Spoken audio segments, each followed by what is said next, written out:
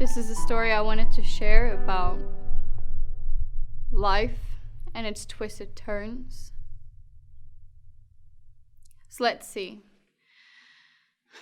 I studied industrial engineering and machine line production design and graduated from an American university in the Ukraine. I then moved to Saudi Arabia and worked for a company for a year until I decided to fund my own company that specialized in military security systems. Life was amazing. I mean, it was beautiful, living the dream in my 20s. I was having so much fun.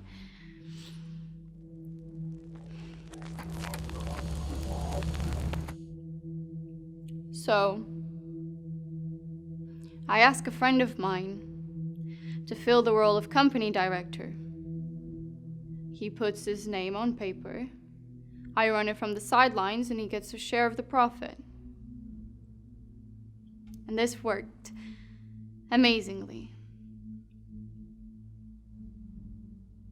Until 2017. The business didn't do so well, and my bank account is left to dry. I am in debt to the country and wanted in court.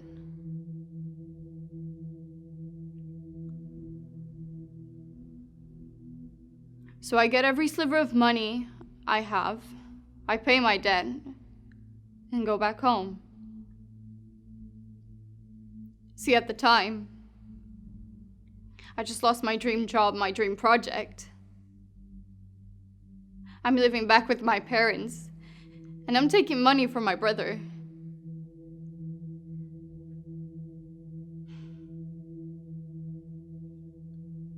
I didn't speak for 2 months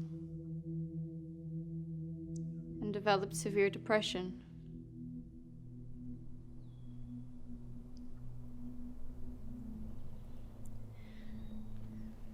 So, I talked to a friend of mine, a flatmate from Ukraine, to move to Europe. You know, moving from Syria to Iran and then Turkey illegally.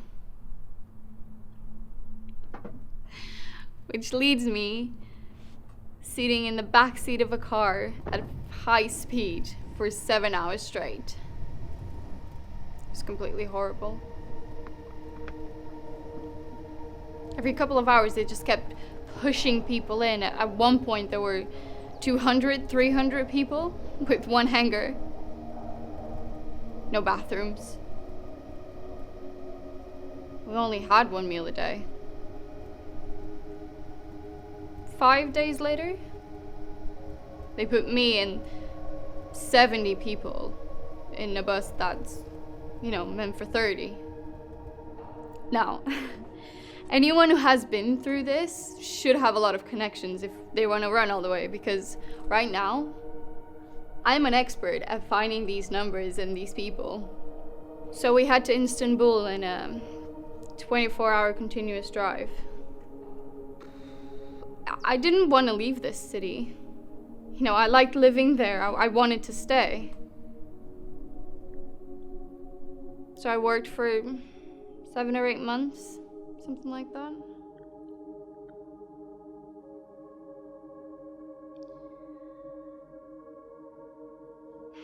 But the salary was very low.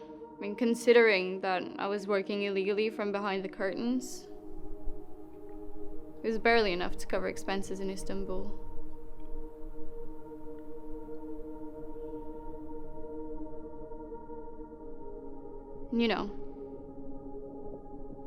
This wasn't my life.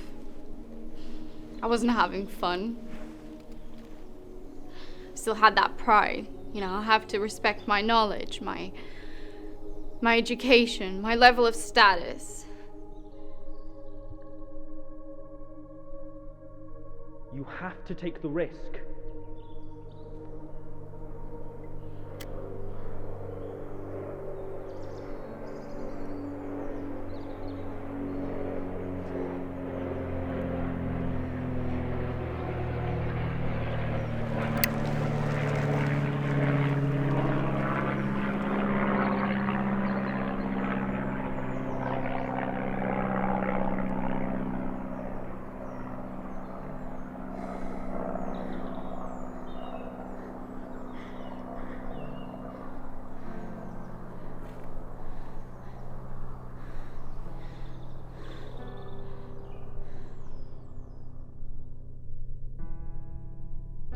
So I call a smuggler to get me where I needed to go. How much for the trip to Samus? $900. $900. Listen, I can't swim. I'm not a swimmer, so please, can you take that into consideration? I don't want to die. I'm scared to die. Don't worry. I'm a professional and I'm not going to let you out in case there are any waves. You'll be fine.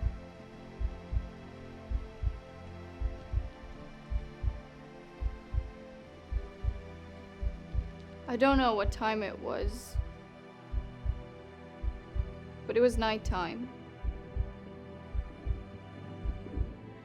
And we waited, and they kept bringing people in. At one point, there were 32 of us.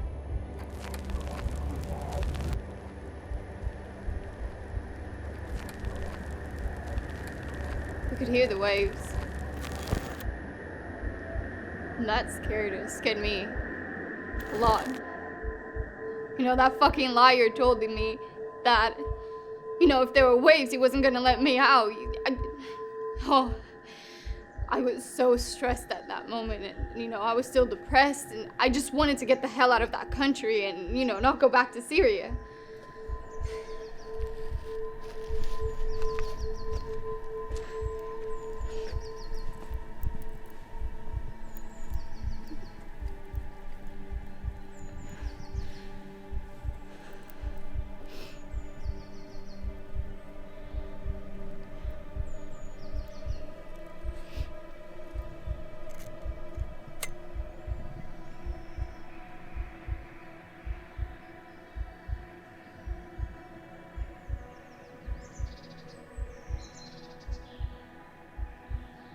And then actually, the sea was completely calm. Flat. So we headed down to the boat. It was an hour and a half long trip. I remember we had about 15 meters to the beach. Well, it wasn't really a beach, more of a cliff, but sort of a mountain that had a really big cliff, and there were really sharp rocks.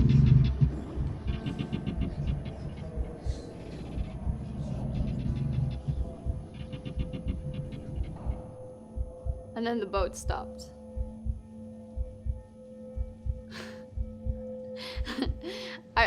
I remember thinking, that's it. I'm gonna die. I was shitting myself. We find out that, you know, the boat actually works. We just ran out of petrol. So we fix everything and we keep driving. Sailing. No, not driving. Sailing. Driving.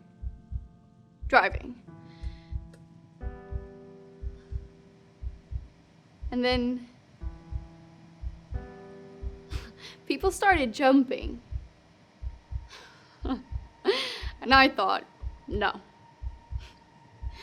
I'm in Greece now. And I'm safe. Like, fuck. You know, I grab my bag with everything that's valuable to me, and, you know, I get off the boat without a drop of water on me. Like, fuck. You know, I'm gonna have a new life.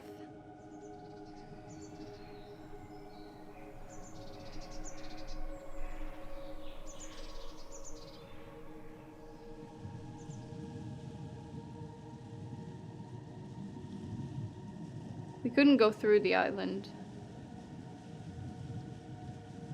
We had to go around by the beach.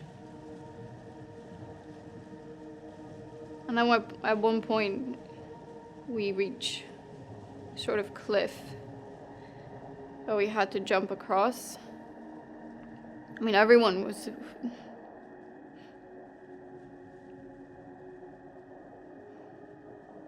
Everyone who was with me, they crossed.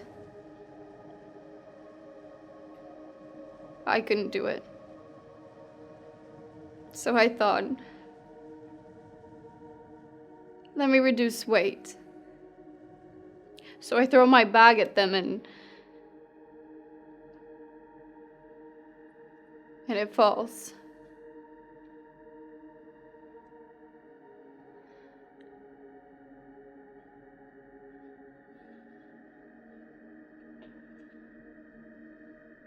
And everything. All my valuables. All my memories. My material.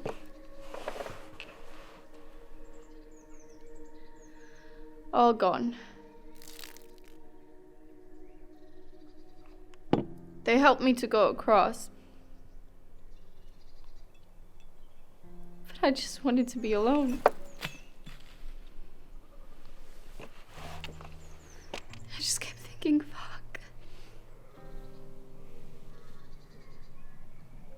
I need my bag.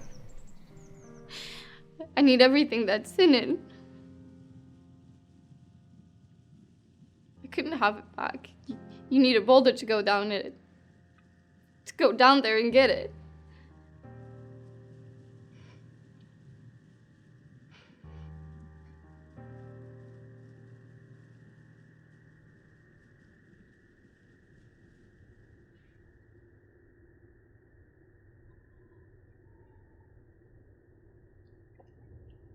Thank you.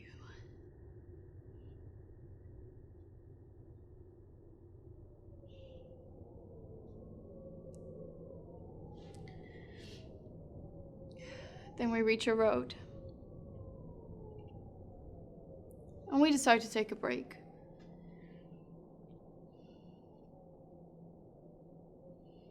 The police picked us up.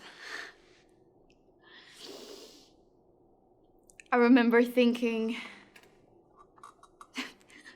it was the first time I had a whole seat to myself.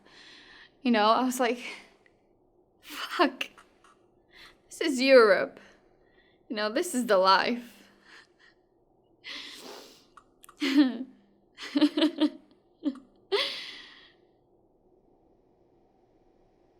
And then we reached the camps. No one was asking the story of why we were there. We're just numbers on paper. I still remember when they said, "You free to go right now?" I remember I looked around. And I thought to myself, where? Where am I supposed to go? Find a sleeping bag. Buy a sleeping bag. Buy a tent. Here's the camp. Enjoy it. First night in the tent was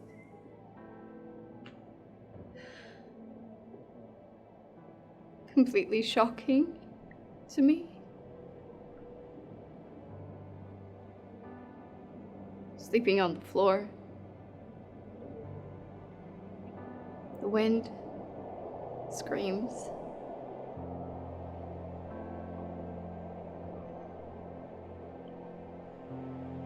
Since then, I've been stuck here.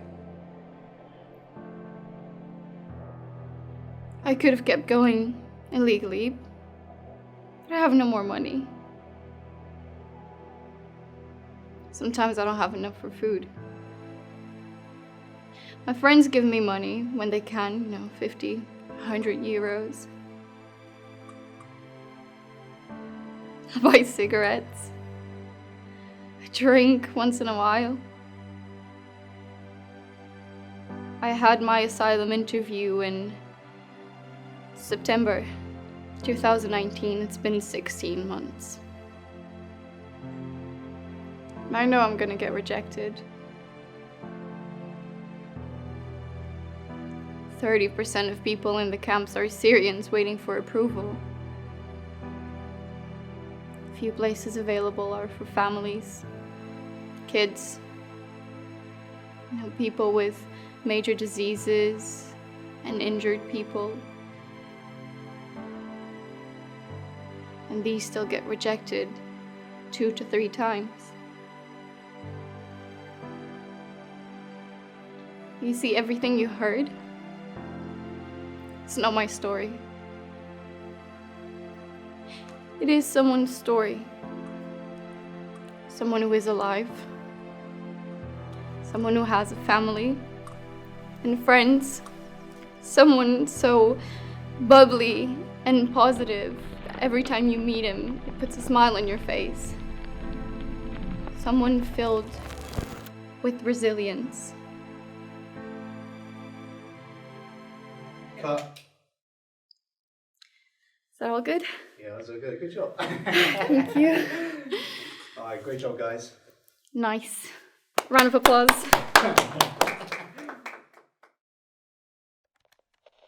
Can I ask you a question? Say again. Say. Do you think that she gave you water and the Wi-Fi and all of this because you could speak the English language? Do you think you had a lot more? No, I don't think. I'm sure, actually. Just because of I can speak in English, just so. Not because of like she want to help people. No, Yeah, she did it actually just because of I know how to speak.